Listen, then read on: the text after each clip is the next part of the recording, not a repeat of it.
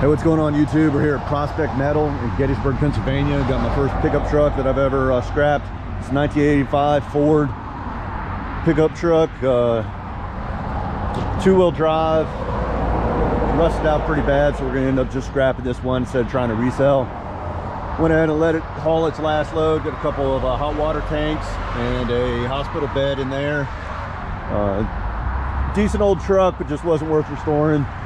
So we brought it up here to see what we can get for it, and even put a hot water tank in the cab.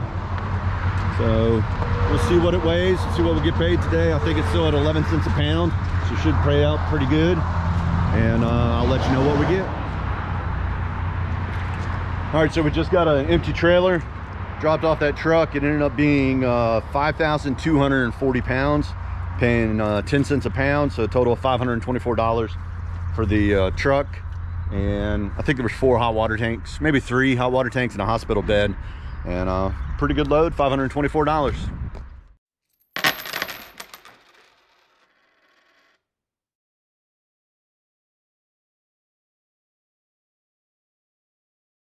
The yellow line on the monitor.